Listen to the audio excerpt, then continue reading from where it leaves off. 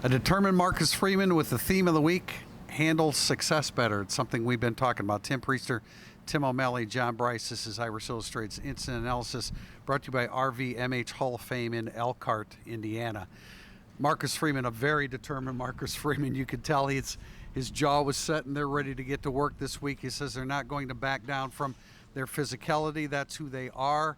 But the main theme was, just handling success better. And we've talked about it coming off of a big win. They didn't handle it very well. I think we're going to see a much more focused football team at Purdue this weekend.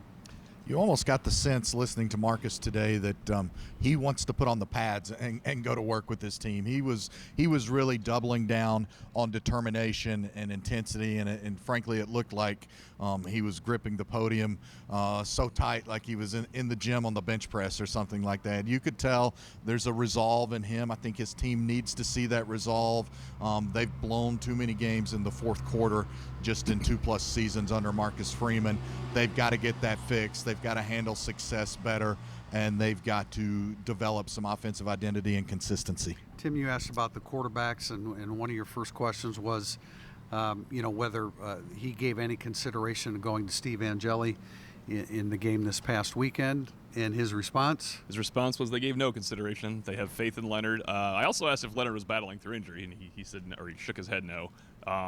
He didn't really answer that. He didn't really answer it, but that's because I think he probably is battling through injury. Yes, but they did not consider going to Steve Angeli. The reason I asked that question is not looking for a change at quarterback. It's when your quarterback's inefficient, you can bring in a backup quarterback to win a game and go back to the starting quarterback you like. Everybody else can be replaced. R.J. Oben was replaced.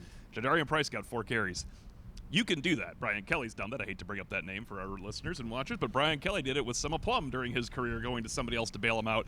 It is part of winning formula in modern football, and I just felt that they should have done it in the fourth quarter. A couple injury situations. Jordan Faison will be back this week from his ankle injury. Josh Burnham probably won't. He's listed as questionable, has an ankle issue, and that's where, of course, Tosh Baker is out as well. But with regard to Burnham, that's where R.J. Oben is needed to play, and he was asked about R.J. Oben, and it's not a physical thing. He's just not getting it done, but he's going to have to get it done. They need that bigger body. He's 15 pounds heavier than Josh Burnham. They need that bigger body on the defensive line. Especially this week, the way that Purdue tries to attack offensively and what Purdue wants to do. They're not as athletic necessarily as what Northern Illinois showcased. They're not typically as much misdirection as what Northern Illinois showcased. But Oben just a complete non-factor this past week, only on the field for 10 or 11 snaps.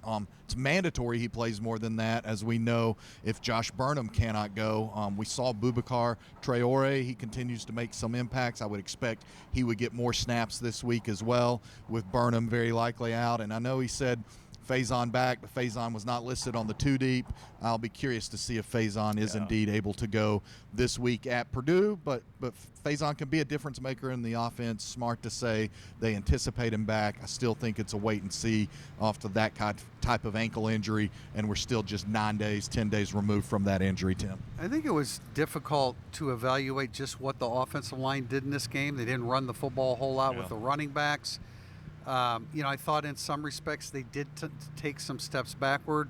Marcus Freeman said that he didn't think that was true. He actually felt like they played as a unit better in game 2 than they did game 1. Obviously there were times where the running game and everything they were doing wasn't very efficient, but let's just say it wasn't a step back per se. And so that's for a young developing offensive line, that's a little bit of progress at least. I think if you're grading on a curve, they could have played better because of the situation that faced them in Texas A&M. I don't think they played much better. Now, it was interesting that he brought up Riley Leonard a couple times, not by name, but he's the only quarterback that played, as I noted earlier, that Riley Leonard was leaving the pocket when he had time. He said we actually protected better.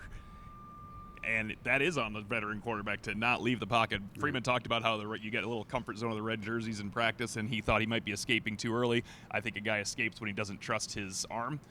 I think that's part of it. I do want to circle back to one thing. I think Jason Onye will start as strong side defensive end in this game. instead of, well, unless Josh Burnham's healthy, instead of R.J. Oben, and I think he'll have to play there quite a bit. They were going to that a little bit in the first half. I think it's their top recourse right now. I mean, Marcus Freeman literally said out loud, R.J. Oben's healthy. He's not playing well enough. Yeah. He's going to have a heck of a week of practice to play better than Jason Oney could, just in terms of setting the edge. Yeah, it might be actually his best fit. I know that they were trying to find a fit for him and ended up putting him inside, but in terms of size and length and pad level, Base that downs, might be not a pass rushing situation. I think that might be the best position for him. Again, Marcus Freeman, very, very determined today, and he talked about having confidence in the players and coaches, and he said, we won't need motivation this week. One wouldn't think after what happened this past weekend. No, but they shouldn't have needed motivation last week. So that to me is kind of a throwaway statement. It should be that way every week. You're Notre Dame. You just had your first win on the road against an SEC-ranked opponent literally in 20 years. No, there hasn't been that many opportunities, but you shouldn't need motivation week after week. You're playing at Notre Dame. A couple of other things on the defensive line and in terms of quarterback Riley Leonard.